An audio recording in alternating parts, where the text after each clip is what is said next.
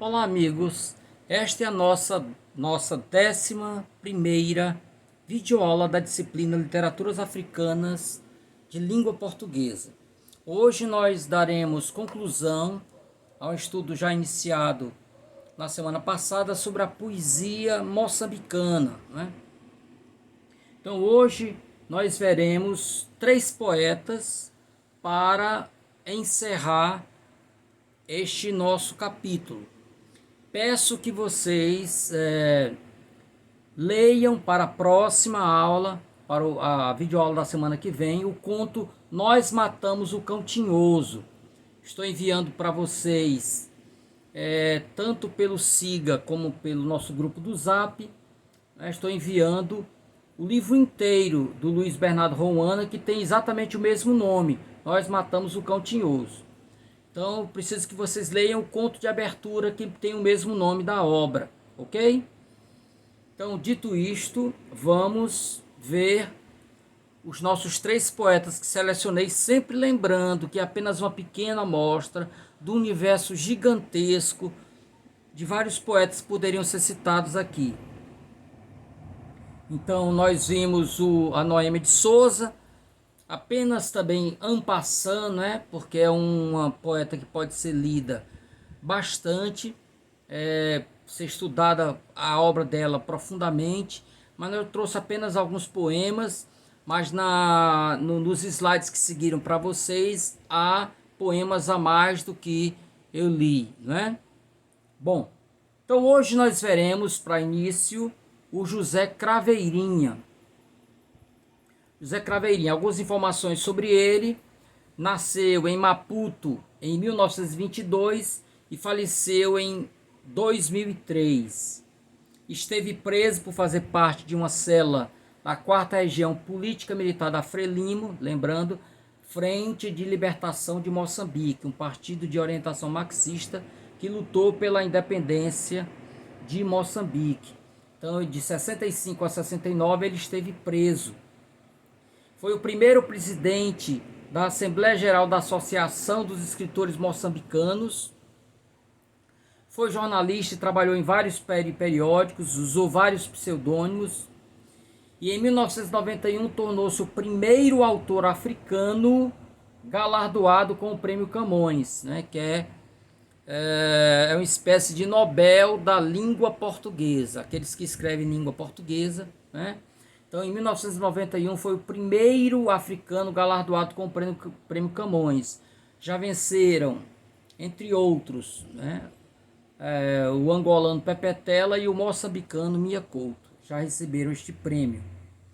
O Luandino também foi galardoado, mas ele não aceitou receber, porque se dizia um poeta já morto, né, um autor já morto. Então, entre várias obras, Xigubo, de 1964, Carigana Ua Carigana, de 1974, Cela 1, de 1980, A Mina e Outros Contos, de 1997. Algumas obras que ele escreveu, né? Então, a produção do Zé Craveirinha é marcada por esse diálogo entre a cultura moçambicana e a portuguesa. Ele escreve muitos textos bilíngues, muitos títulos das obras dele são escritas na língua ronga, né, que foi a língua materna dele, uma das várias línguas de Moçambique, ok? Então você percebe nele algo que em um tom diferente, de uma maneira diversa, nós já vimos em Luandino Vieira, a mistura, né?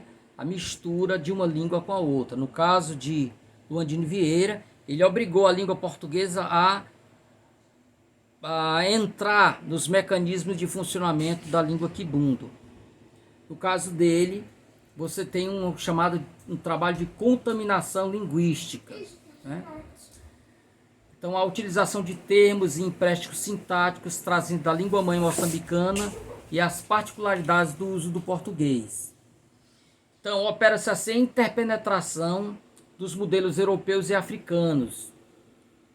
Nesse processo, São empregos na forma pura, encontram-se palavras de praticamente todas as classes da língua ronga, nome de pessoas, terras, animais, frutos, etc. Ou também a interferência cruzada, resultando de palavras portuguesas formadas de acordo com a morfologia ronga e o inverso também. Então, ele utiliza mecanismos de produção de palavras na língua ronga para produzir novas palavras em português. E o inverso também ocorre.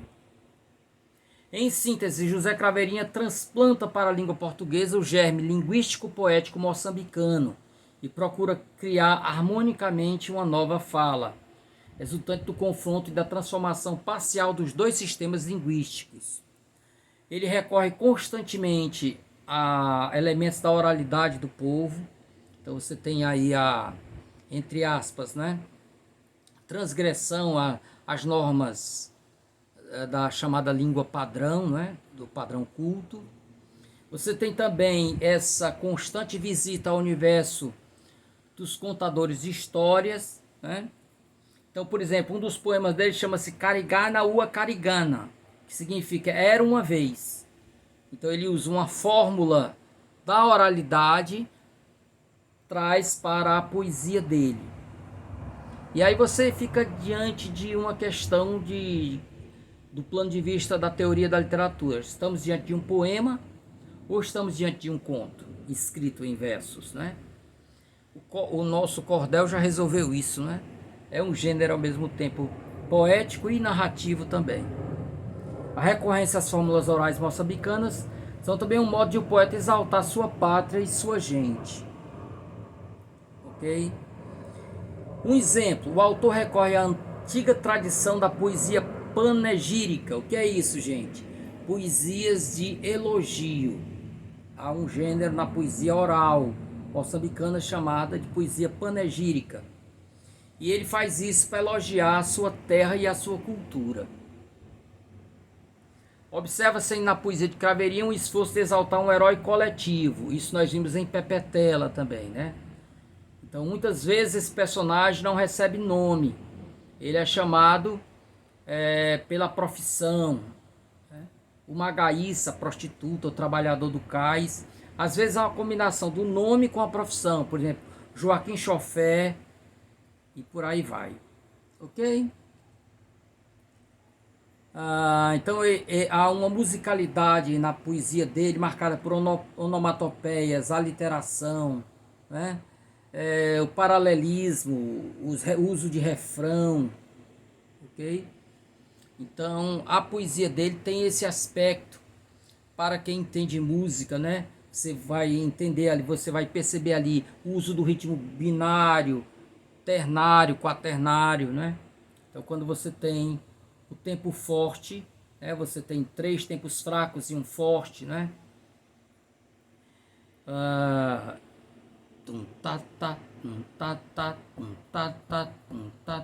Imagine escrever uma poesia nesse ritmo ternário. Deus amor, eu vou partir. Então você percebe dentro da poesia dele esse uso do ritmo binário, ritmo ternário, ritmo quaternário, ok? Então há esse elemento da poesia poética. O Fabrício Carpinejar, né, o grande poeta brasileiro, num artigo que ele escreve para a revista Agulha, ele diz o seguinte: Craveirinha é uma espécie de Nicolas Guilhem de Moçambique. Então, um poeta cubano, Nicolas Guilhem, que falava muito sobre os trabalhadores, né? Sobre o pessoal, sobre as figuras ligadas a esse universo dos excluídos. Como cubano centenário, sua poesia nasceu gritada, ricocheteando a voz em munição de miséria. Dialetos inflamam a garganta a subir alto, e seu grito de mãe é um chiauaiauaia de desespero. E o mato desperta em assombrações de lua e o velho batuque fermenta os espíritos. Em sua parelha de sons, narra o conflito da superfície do mundo, opressora, governista e racista, com as funduras da ancestralidade impulsiva e ligada aos clamores da plantação, aos hábitos e à exultação africana. Já Gilberto Matucci, num texto chamado A Representação Literária da Identidade na Literatura Moçambicana, Craveirinha, diz o seguinte: a importância da língua como símbolo da Portugalidade. Saber falar português era um dos requisitos para se ascender ao estatuto de assimilado. Já falei sobre isso, né? O Salazar instituiu algumas condições para que o africano fosse considerado assimilado e daí começasse a usufruir de alguns benefícios. Uma delas era falar bem o português, outra era ser casado com uma única mulher, terceiro, ter uma religião, leia-se, religião católica. Quarto, ser uma pessoa ordeira, significa jamais reclamar, aceitar tudo que o governo impunha e por aí vai, né? Então, uma das condições era dominar a língua portuguesa.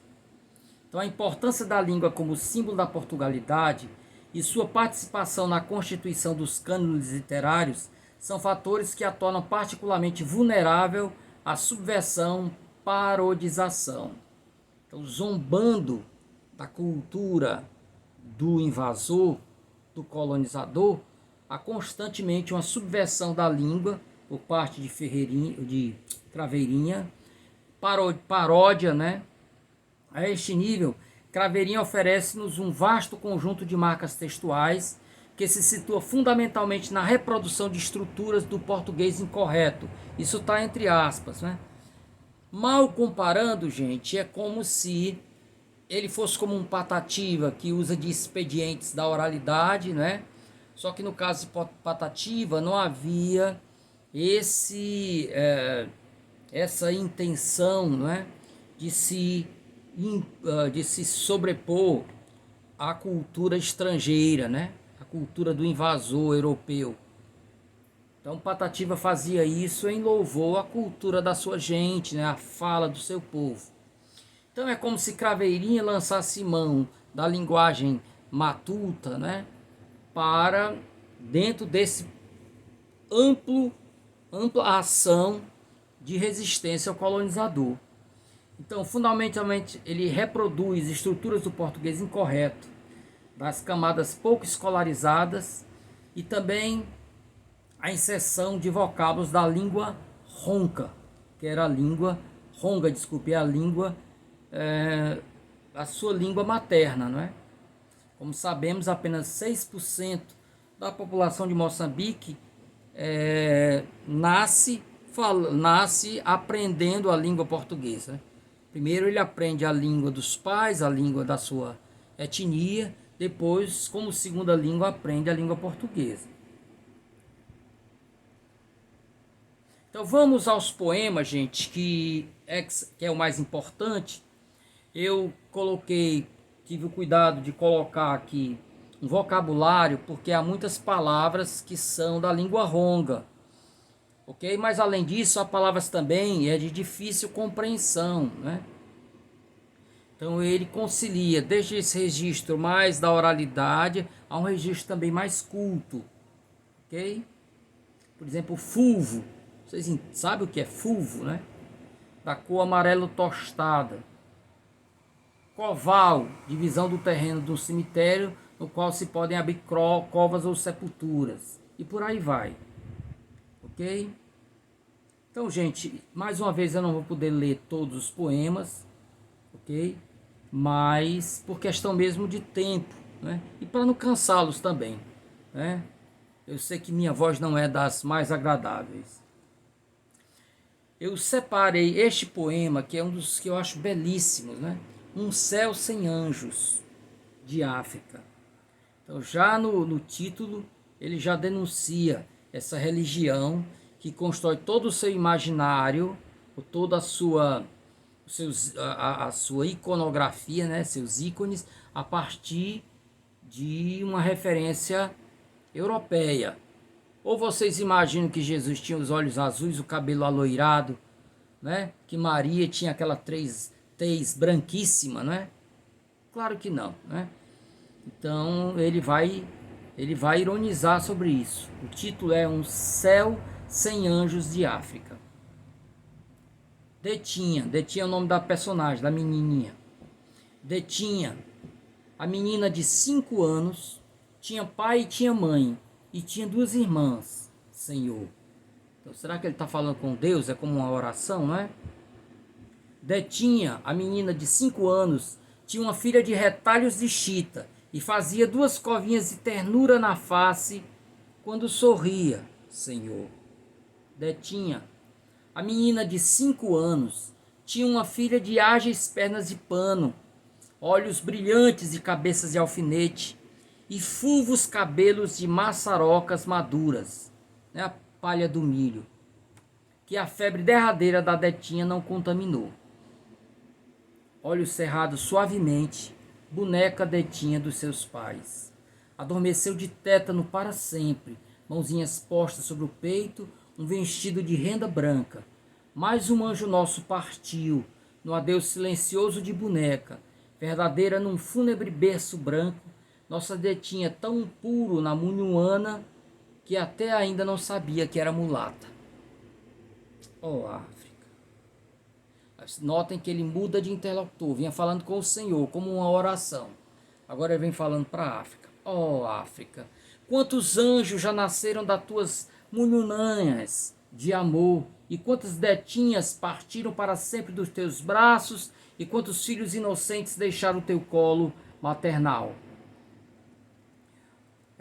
Munhuana, gente, eu coloquei aqui, é um grande bairro suburbano do Maputo, né? A palavra vem de Inhunhum, que significa sal. Então ele está falando aqui da região periférica, né? Geraram rios e rios de lágrimas no teu rosto escravizado e dormiram sem pesadelo na vasta solidão de um coval mínimo de criança. Infelizmente, sem as 2 covinhas na face quando sorriam, Senhor. Então aqui ele faz um jogo de palavras entre a cova para onde a criança foi e as covinhas no rosto, né? Algumas pessoas, quando riem, formam umas covinhas na face, né? E ainda não temos um talhão de céu azul para todos. E novamente uma África para amar a nossa imagem, num anjo verdadeiro anjo, também cor da nossa pele. Num anjo verdadeiro anjo, também cor da nossa pele, e da mesma carne Marte de feitiços estranhos, e o nosso sangue vermelho, vermelho quente, como o sangue vermelho de toda a gente. Quando se escreve, manda-se a boa regra, né? Que não se repita palavras tão próximas um do outro. Ele está se lixando para essa regra. Ele vai repetindo. Porque na fala nós repetimos constantemente, né? Eu estava observando aqui, lembrando, gente, quando eu estive em Ouro Preto em 2011, eu fui lá ao Museu da Inconfidência, e lá, em determinada parte, você vê um conjunto de estátuas, né, religiosas feitas pelos artesãos do Oriente. Então você tem lá os apóstolos e os anjos com os olhinhos rasgados, né? E ele diz, né? Ainda não temos uma África para amar a nossa imagem. Então você não tem os anjos negros, né? Com exceção de São Benedito, a Nossa Senhora da Aparecida, né? Então os anjos são feitos com olhos azuis, né? Com tez branca. Então. Para o tal céu onde existe o tal Deus que não sabe línguas de África, línguas de África, línguas de África. Ele repete 3 vezes. Então, é dito isso porque a Bíblia era em português. Você não tinha, na época, né, a preocupação em traduzir a Bíblia para as línguas africanas. Hoje já se faz isso. As principais línguas, né, as línguas mais faladas, né? Por isso eu chamei principal. As línguas mais faladas, você já tem versões da Bíblia. Então esse Deus não sabe línguas de África, línguas de África, línguas de África. E só sorriem anjos brancos de asas impossíveis de arminho. Né? Quer dizer, anjos brancos de asas brancas igualmente. Precisamente onde esses arminhos só pode ser algodão de sofrimento. Ainda não há lugar para meninas puras da cor das minhas filhas e netas e mães e avós pretas, da nossa netinha que partiu ainda boneca e tão pura ainda, não sabia que era mulata. A ideia de que o preconceito se ensina. Então só depois de muito preconceito ela saberia que era mulata, ela saberia que não era igual aos outros, porque os outros não a aceitariam.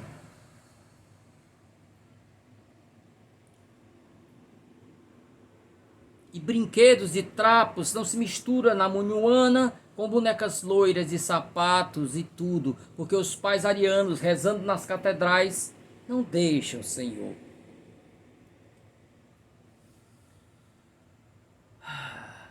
Ok? Esse poema que eu vou ler agora para vocês chama-se Grito Negro. Notem que ele empresta ao grito a cor, né, de quem produz o som, ok? Grito Negro. Eu sou carvão, e tu arrancas-me brutalmente do chão, e fazes-me tua mina, patrão. Eu sou carvão, e tu acendes-me, patrão, para te servir eternamente como força motriz, mas eternamente não, patrão. Eu sou carvão, e tenho que arder sim, queimar tudo com a força da minha combustão. Eu sou carvão. Tenho que arder na exploração, arder até as cinzas da maldição, arder vivo como alcatrão, meu irmão. Até não ser mais a tua mina, patrão. Eu sou carvão. Tenho que arder, queimar tudo com o fogo da minha combustão. Sim, eu sou o teu carvão, patrão. Observem aqui, gente, a ironia com que ele vai utilizando os vários significados, né, de palavras como carvão, queimar, arder, ser teu, né? Então, o trabalhador que é empregado na mina para extrair o carvão, né? Carvão mineral, que vai servir de combustível para as máquinas que alimentam a riqueza do patrão.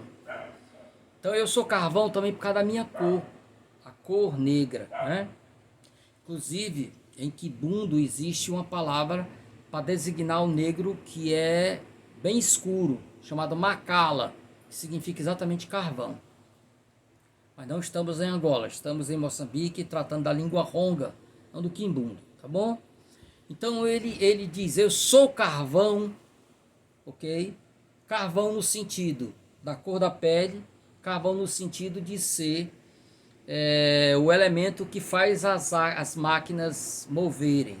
Não máquina no sentido, obrigatoriamente no sentido literal, né? Mas o sistema produtivo.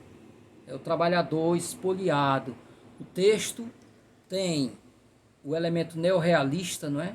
Que é falando da opressão do trabalhador, e ao mesmo tempo o elemento nacionalista, que é relacionado ao ser colonizado, e por fim o elemento da negritude, essa alusão constante ao carvão.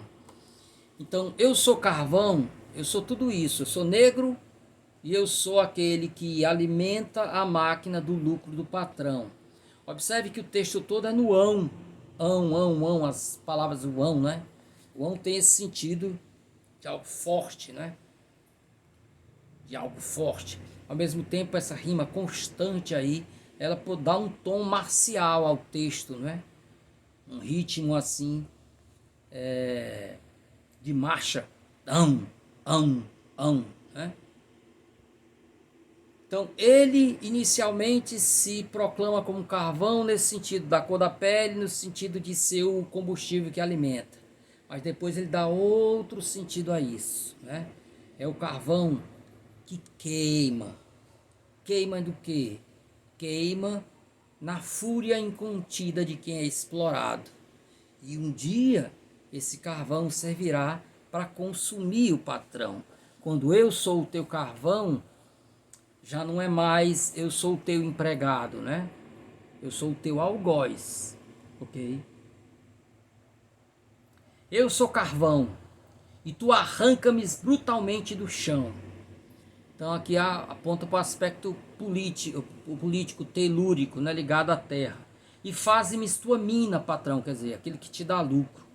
Eu sou carvão.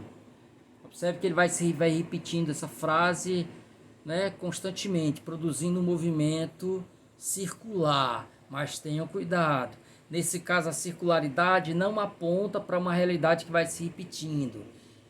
Cada vez que ele retoma é num outro contexto. Então tá mais para uma espiral, os círculos que vão se seguindo, mas vão avançando. E pense numa escada helicoidal, né? São círculos, mas o círculo, cada novo ciclo vai subindo de nível, vai se emancipando. Eu sou carvão e tu acende-me, patrão, para te servir eternamente como força matriz. Mas eternamente não, patrão. Quando ele institui, quando ele coloca esse mais, essa conjunção adversativa, ele quebra a circularidade. O mais é adversativo, então eu não repito mais. Eu nego.